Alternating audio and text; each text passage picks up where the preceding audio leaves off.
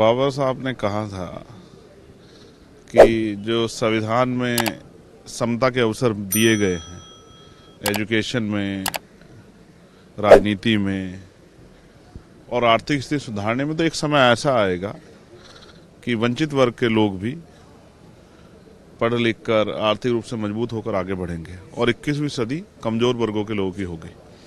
तो आज जब आपने कहा कि बहुत सारी पार्टियों ने जय भीम के नारे लगाए, तो दिल में बड़ी खुशी हुई कि जय भीम के नारे लगने चाहिए। हालांकि ये भी सच है कि बहुत सारी पार्टियों का जय भीम सिर्फ दिखावा है, चुनावी दिखावा, क्योंकि जब उनकी सरकारों में उनको मौका मिलता है कि वो जय भीम और बाबा साहब अम्बेडकर के विचारों पर चलने काम करे, तो वहाँ वो चूक जाती। तो ये बड़ा दुखद है। सिर्फ दिखावे के लिए बाबा साहब अम्बेडकर के नाम का प्रयोग नहीं होना चाहिए। एक बड़ी चिंता जो है, कल से जो राज्यसभा में होम मिनिस्टर ने जो बयान दिया है, हालांकि उनका जो बयान था वो पूरे रूप से वो कांग्रेस पे एक हमला था, लेकिन जिस तरह के शब्दों का प्रयोग उन्होंने किया उससे एक बड़ा आक्रोश जो है हक वंचित समाज में, उनमें गहरी चिंता है। भले ही अमित शाह जी के लिए बाबा साहब अम्बेडकर कोई बहुत मायने ना रखते हो, लेकिन इस देश के करोड़ों वंचितों, शोषितों, महिलाओं के मुक्तिदाता हैं बाबा साहब अम्बेडकर।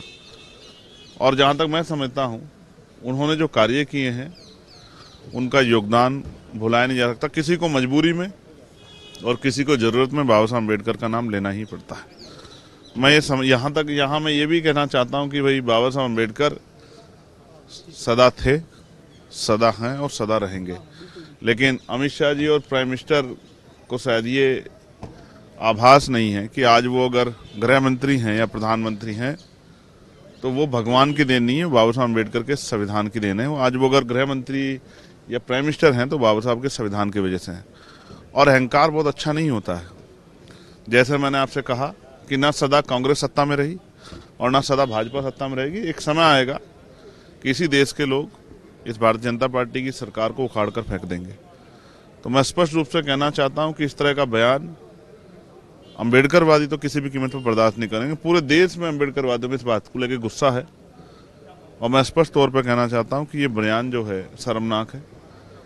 लेकिन जो इस बयान के नाम पे नारे लगा रहे हैं उनको भी कहना चाहता हूं कि जहां उनकी सरकार है वहां बाबा साहब अम्बेडकर के विचारों के आधार पर आप सरकार चलाएं, तो शायद जो है बाबा साहब अम्बेडकर का नारा लगाना, जय भीम का नारा लगाना सफल हो पाएगा। तो यही वजह थी आज आप इस प्रोटेस्ट में शामिल नहीं हुए या होना नहीं चाहते? नहीं, मैं अपना प्रोटेस्ट कर रहा हूँ।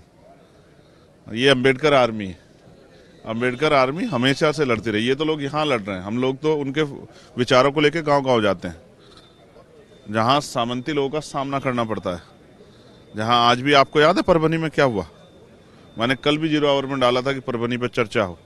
मैंने परसों भी डाला परभनी में। अब आप इसका एहसास करो इस बयान के बाद कि बाबा साहब अम्बेडकर की स्टैचू को छूने पर, उनके संविधान की प्रतिकृति को छेड़खानी करने पर परभनी में इतना बड़ी हिंसा हुई, इतना बड़ा जो है विरोध हुआ और पुलिस की लाठियों से एक नौजवान की जो लॉ की पढ़ाई की थी जिसने, उसकी जान चली गई।